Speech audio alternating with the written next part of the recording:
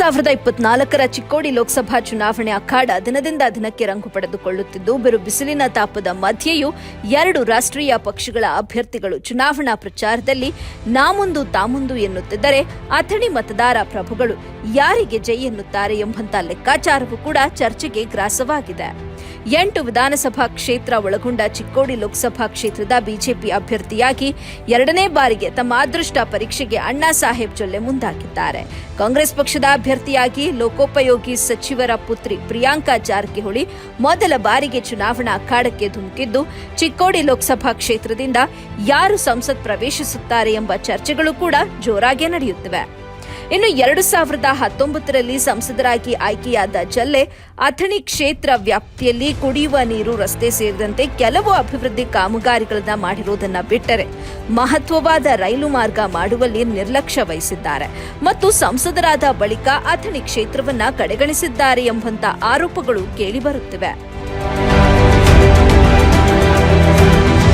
2019ರ ಲೋಕಸಭಾ ಚುನಾವಣೆಯ ನಂತರ ಅಣ್ಣಾ ಸಾಹೇಬ್ ಜೊಲ್ಲೆ ಅವರು ಅಥಣಿ ಮತಕ್ಷೇತ್ರದವರನ್ನು ಸಂಪೂರ್ಣವಾಗಿ ನಿರ್ಲಕ್ಷಿಸಿದ್ದು, ಇಲ್ಲಿ ಯಾವುದೇ ಥರದ ಮಹತ್ವಪೂರ್ವ ಯೋಜನೆಯನ್ನು ತರುವಲ್ಲಿ ಸಂಪೂರ್ಣ ವಿಫಲವಾಗಿದ್ದಾರೆ.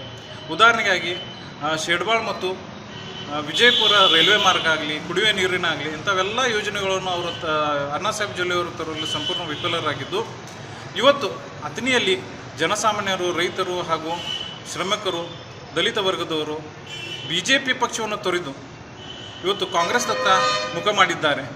ಹಾಗೂ ನನ್ನ ಸಹೋದರಿಯಾದಂಥ ಪ್ರಿಯಾಂಕಾ ಜಾರಕಿಹೊಳಿಯವರು ಸಹ ಲಕ್ಷ್ಮಣ್ ಸವದಿಯವರ ಸಂಪೂರ್ಣ ಬೆಂಬಲದಿಂದ ಅಥಣಿಯಲ್ಲಿ ಅತ್ಯಂತ ಹೆಚ್ಚಿನ ಮತದಲ್ಲಿ ಜಯಬೇರಿಯನ್ನು ಬಾರಿಸಲಿದ್ದಾರೆ ಅಂತ ನಾನು ಹೇಳಲಿಕ್ಕೆ ಇಷ್ಟಪಡ್ತೇನೆ. ಇನ್ನು ಇದೇ ಮೊದಲ ಬಾರಿಗೆ ರಾಜಕೀಯ ಅಖಾಡಕ್ಕೆ ಎಂಟ್ರಿ ಕೊಟ್ಟಿರುವ ಸಚಿವ ಸತೀಶ್ ಜಾರಕಿಹೊಳಿ ಪುತ್ರಿ ಪ್ರಿಯಾಂಕಾ ಜಾರಕಿಹೊಳಿ ರಾಜ್ಯ ಸರ್ಕಾರದ ಪಂಚ ಗ್ಯಾರಂಟಿ ಯೋಜನೆಗಳನ್ನೇ ಅಸ್ತ್ರ ಮಾಡಿಕೊಂಡು ಮತಬೇಟೆ ಆರಂಭಿಸಿದ್ದು, ಅಥಣಿ ಶಾಸಕ ಲಕ್ಷ್ಮಣ್ ಸವದಿ ಅವರ ಅಭೂತಪೂರ್ವ ಬೆಂಬಲದೊಂದಿಗೆ ಕ್ಷೇತ್ರದ ಮತದಾರರಿಗೆ ಅಭಿವೃದ್ಧಿಯ ಭರವಸೆ ನೀಡಿ ಅಥಣಿ ಕ್ಷೇತ್ರ ವ್ಯಾಪ್ತಿಯಲ್ಲಿ ಹೆಚ್ಚು ಮತ ಪಡೆಯುವಂತಹ ನಿರೀಕ್ಷೆಯಲ್ಲಿದ್ದಾರೆ. ಇದೆಲ್ಲದರ ಮಧ್ಯೆ ಲೋಕಸಭಾ ಚುನಾವಣೆಯಲ್ಲಿ ಮತದಾರ ಪ್ರಭುಗಳು ಯಾರಿಗೆ ಜೈ ಎನ್ನುತ್ತಾರೆ, ಯಾರನ್ನ ಪಾರ್ಲಿಮೆಂಟ್ಗೆ ಕಳುಹಿಸುತ್ತಾರೆ ಎಂಬುದನ್ನು ಜೂನ್ 4ರವರೆಗೆ ಕಾದು ನೋಡಬೇಕಾಗಿದೆ.